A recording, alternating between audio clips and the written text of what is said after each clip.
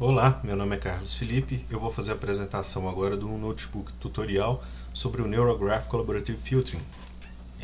Esse é um algoritmo que foi publicado inicialmente no artigo do Zhuang de 2019. Esse notebook ele é parte complementar de uma parte teórica que já foi explícita em outro vídeo, né? Esse vídeo tratou basicamente da teoria e explicou toda a arquitetura do algoritmo. Esse código também desse notebook ele vai estar disponível no repositório que está sendo disponibilizado todo o material didático. Então, caso você queira olhar o código com mais profundidade, ele vai estar disponível numa pasta apropriada. Tá? Basicamente, a gente fez a implementação do algoritmo de acordo com o que foi explicado, né, no paper. Só que a gente não utilizou os mesmos datasets e não utilizou as mesmas comparações que foram realizadas no paper. Né? A gente fez a utilização de um dataset diferente para simplificar um pouco toda a situação, que é o MoveLens. Ele é um dataset conhecido por a gente utilizou ele dentro da disciplina de sistemas de recomendação do curso de Ciência da Computação da USP, né, ao longo do semestre, então era mais fácil. Né? A gente fez também a construção do gráfico bipartido, né, ao longo desse notebook, do usuário item, e também foi possível analisar relações de alta ordem. A gente fez uma definição do modelo com a propagação de embeds. A gente fez um treinamento com loss BPR, né, e a gente separou ao longo do código também aqueles itens que o usuário interagiu com aqueles que ele não interagiu, né?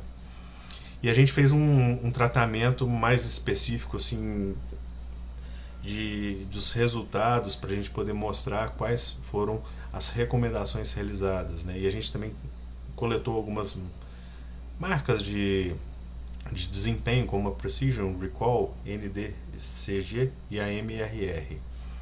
A gente também fez algumas visualizações, né, que seriam amostragens, grafos de vizinhança, loss métricas e recomendações. Ao longo do algoritmo aqui a gente vai ver. Eu vou apresentar o tutorial, né? Então, assim, a primeira parte a gente fez configurações iniciais e de hiperparâmetros, né? A gente fez o carregamento de todas as bibliotecas que a gente utilizou. A gente usou NumPy, Pandas, a biblioteca Torch, PyTorch.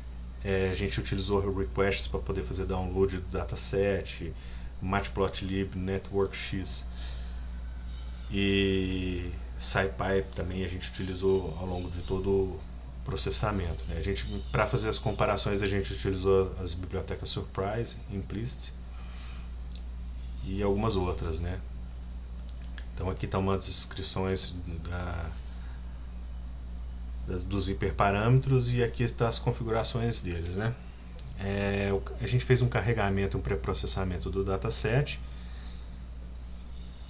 e a gente fez exatamente isso através desse código. Ao final dele a gente tem uma tabela relacionando o usuário, o item e a nota que foi dado do usuário para o item em um determinado momento, que é o timestamp. Né?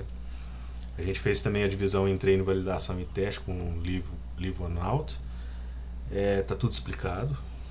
E aqui é basicamente essa separação do dataset, para a gente poder fazer um teste posterior e verificar se o algoritmo está conseguindo realmente aprender a fazer a recomendação. Aqui a gente fez uma separação entre os itens que são positivos, né, que isso que o usuário ele realmente teve contato e apresentou uma nota, daqueles outros itens que o usuário não teve contato e não apresentou nota. Isso facilita na hora do cálculo da loss. A construção do gráfico, né, e a conexão com o NGCF, ela está explicada aqui, por exemplo, com a matriz de adjacência, com a normalização dela, né, da matriz de adjacência, e tratamento de self-loops. Então o código é esse. Aqui tem uma exemplificação básica do canto da matriz, né?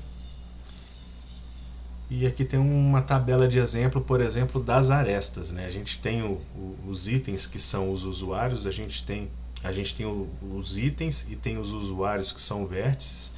E aqui a gente fez uma amostra exatamente do relacionamento que existe entre o item e o usuário. Então aqui a gente vê que o usuário 0 ele tem vários itens que ele se relacionou, que ele deu uma nota.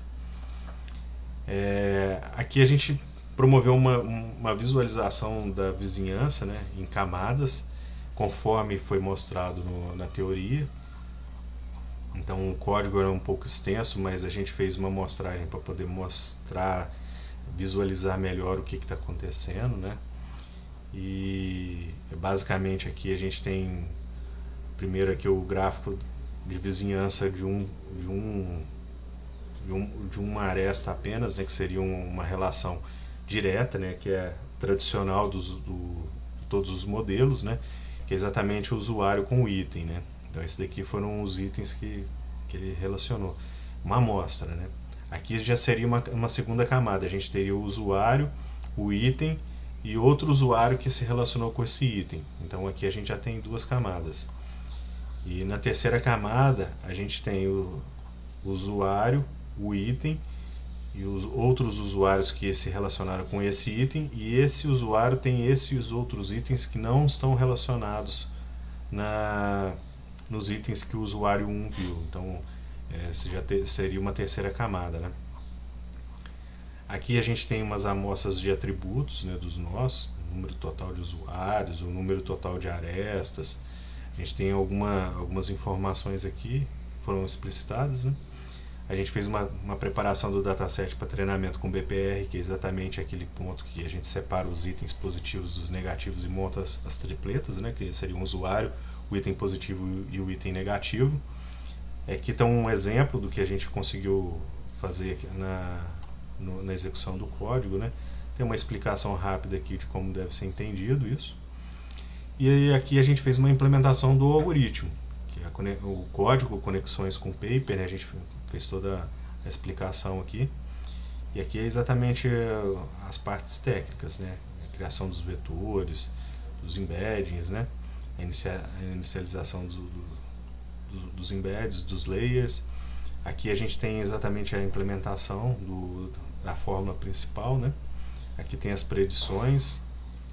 E aqui tem exatamente os vetores iniciais, os vetores finalizados, alguns até com alguns parâmetros iguais, né? Não tem modificação.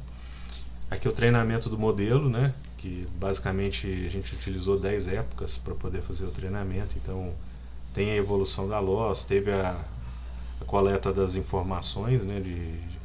Das métricas de avaliação.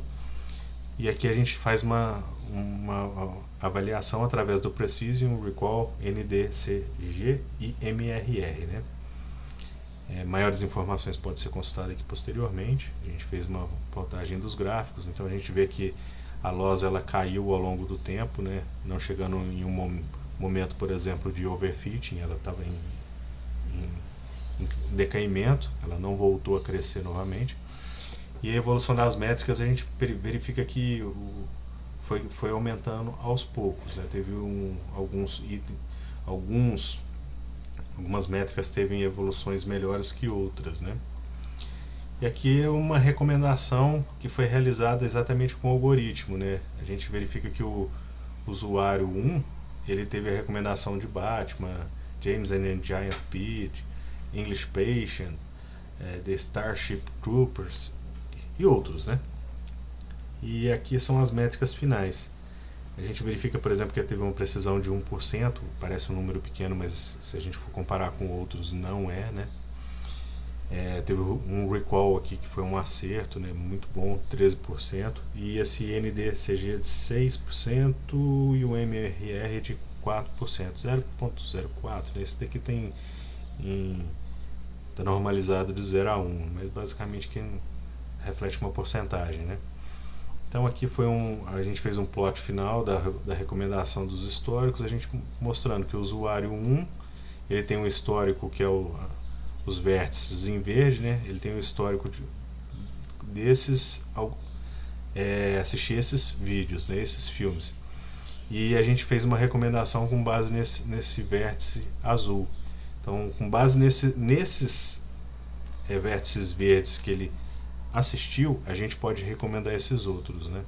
São as recomendações feitas pelo algoritmo. Isso a gente verifica, por exemplo, que basicamente muito fácil de explicar, né, o porquê que está sendo feito, né, até mesmo porque se trata de um algoritmo de colaboração. E aqui a gente fez um benchmarking, que é exatamente para a gente poder comparar. A gente fez a execução através de uma preparação dos dados para poder fornecer diferentes algoritmos, né? A gente fez as funções auxiliares aqui para coletar os dados de avaliação. A gente executou os algoritmos, né? Tomando como baseline, por exemplo, a popularidade e uma previsão aleatória. A popularidade seriam exatamente aqueles filmes que são mais vistos por todo mundo, então eles tendem a ser mais indicados também, tem até um viés um bias de popularidade embutido, mas a gente tomou isso como uma baseline para verificar se o algoritmo foi melhor ou pior, né? E aqui a gente tem os algoritmos, né, fazendo a recomendação. A gente utilizou vários algoritmos, né, como a gente vai ver logo em seguida. Fez uma execução de todos eles e a gente criou uma tabela com valores, né? Todos os valores, popularidade, precisão, revocação, e por aí vai, né? Então todos esses algoritmos foram utilizados.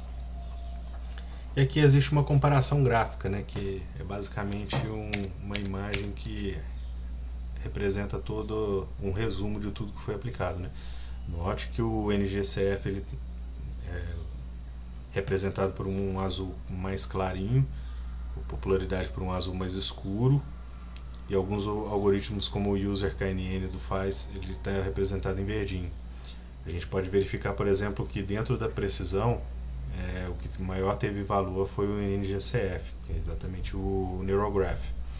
Na revocação, mesma coisa, né? O NDCG também ele superou por pouco, né, o UserKNN, e no MRR ele está competitivo também, ele foi abaixo um pouco do outro, mas ele continuou competitivo. E isso mostra exatamente o que o artigo estava informando, né, que ele traz algumas vantagens sobre os demais, né? Porque se a gente pegar e analisar todos os demais algoritmos de faturação de matriz, um SVD, um Neurometrics Factorization, Baseline ou qualquer outro algoritmo que está aqui de outras bibliotecas, um KNN Basic, um caminhos, um Baseline, a gente vai verificar que todos eles apresentam valores inferiores e que até mesmo destoam dos melhores, né? E é basicamente isso. Espero que tenha esclarecido, tenha sido uma boa apresentação. Muito obrigado.